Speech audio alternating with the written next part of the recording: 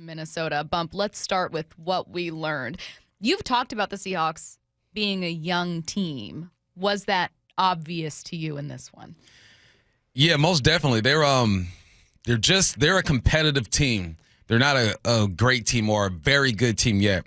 Competitive teams have very good moments, but then they have those moments where you realize, okay, you're not quite there yet. And if you were listening to the Mike McDonald show, that's exactly what he said. We're not quite there yet.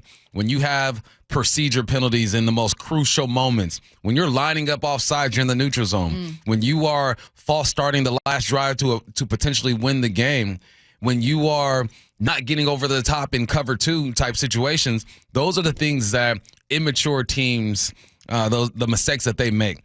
And that's what we saw. With all that being said, they still had a chance to win the game, 27-24. Yeah.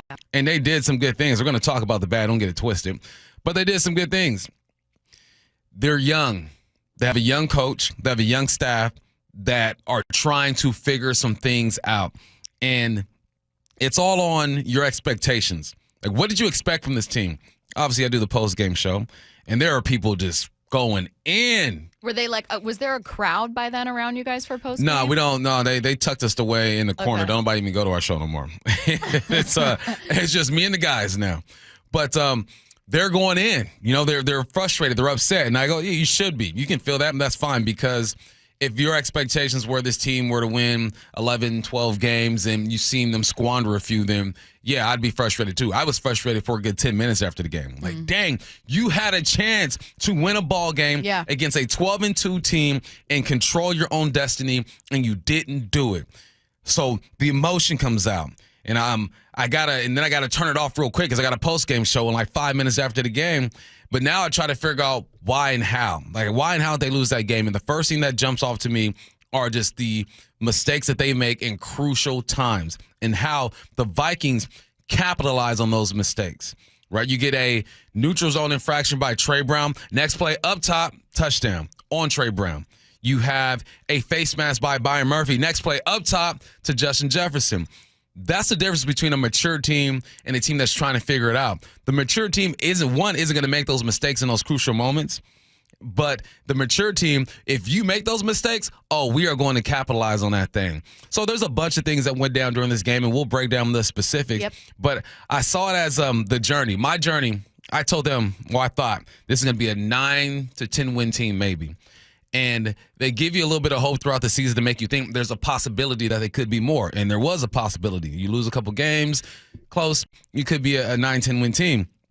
But there's the destination of 9-10 wins, and then there's the journey that you take to get there. The journey is what jacks people up. I think a lot of people thought this was a 9-10 win team. But during the journey, you let yourself believe. You believe. You have some good moments. You see some big plays.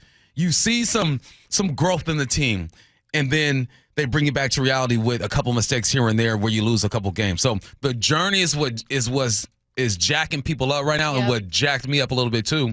But at the end, the destination for me was still going to be the same, which was 9-10 wins. I'm so glad you said that, because I was trying to think of the right words to be like, why do I feel anything at all? Right? Like, if you were to ask me the exact same question, do you think the Seahawks will make first of all, if you were to ask me in week 1 who's winning the NFC West, I would have said San Francisco. So I would have been wrong, like many other analysts. I saw this as being San Francisco. I thought the Rams would be a very, very good offense and then a struggling defense. I was wrong about that too. Their defensive line is so much better than I thought it would be. But I thought it would be San Francisco 1, Rams 2, Seahawks, Cardinals. And I wasn't sure what to make of the Cardinals. So I would have said, no, I don't think they make the playoffs. I think that they can get 8, 9 wins. If they got 10, it would be a successful season. They could get 10 wins. Am I going to feel like it's a successful season if they, at this point, don't make the playoffs? No, I'm going to be bummed. I'm going to be upset. But why? Like, that's exactly how I felt myself thinking. It's like, if I, in week 1, said, I don't think they're making the playoffs, I think that they're building up to something with a new head coach, then why the heck do I feel upset right now? Like, why do I in any way feel angry? Why do I in any way have any kind of frustration watching this game? I would have told you before this game started they wouldn't beat the Vikings. Why am I upset they didn't beat the Vikings? Because you had a chance. Exactly. You know what happens? This reminds me of my trip to a couple years ago. I decided, let's drive down to San Diego with the family. We're going to stop at all these places. You know what dads do. We got our schedules. We got our times. We're going to be on point. Boom, boom, boom. And we hit the road, and we're making up time. We're ahead of schedule. And I'm like, oh, that's heaven guys, for a dad. We are ahead of schedule right now. We're going to get to the Redwood Forest faster than we thought. And then you know what happened? Somebody got to go pee. Somebody threw up.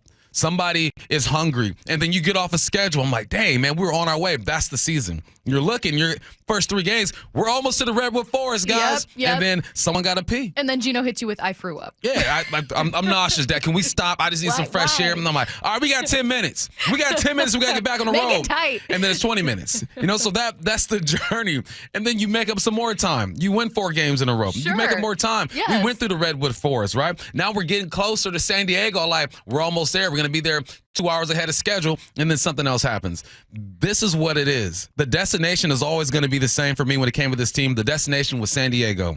And at one point, it looked like we were getting to San Diego in record time, and we were going to be good. And then you know what happened? We got there right when we were supposed to get there.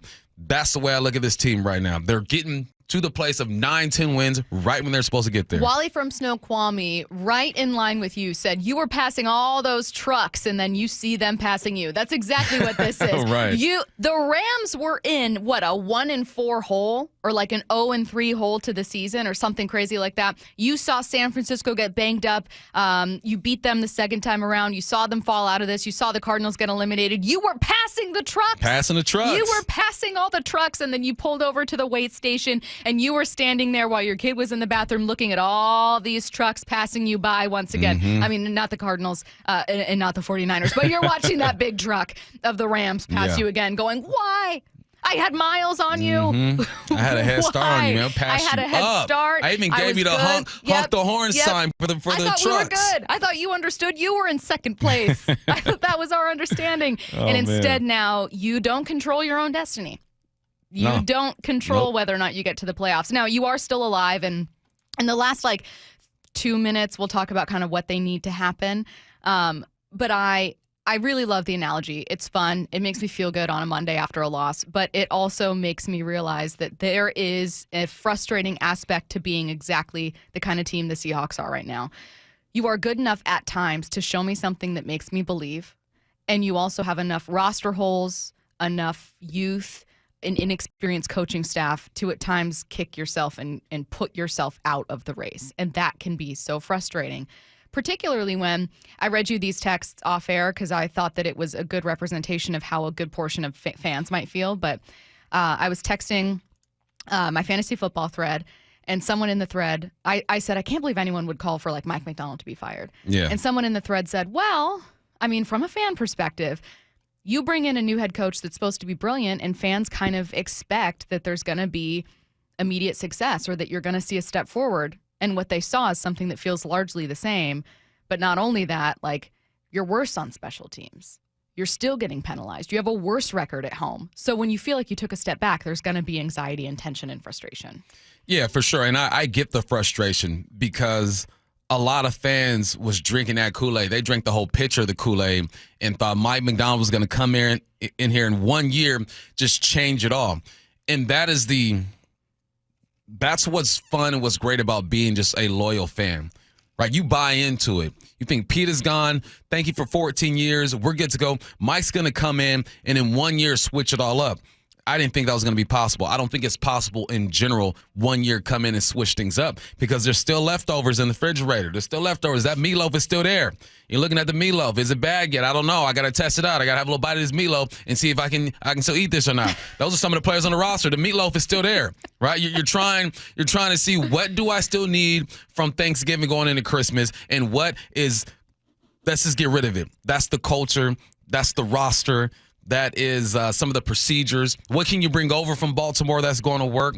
There are so many levels to this thing that need to go right for a team to be flipped all the way around in one season. So I didn't expect that. And if you did expect that, I love you, and you have just a great heart because you believed that in 1 year it was going to go that way. But then they also gave you something to believe in because they showed you sometimes that, all right, this offense can play well. Okay, this defense can stop the run. Okay, maybe we can get a 100-yard rush, 131 yards the other day from Zach Charbonnet. So those are the emotions that are going to happen. They're going to be ups and downs, smiles and frowns. And that is the season the Seahawks are having. Disappointing, though. You legit Yes. had a chance to beat the Vikings.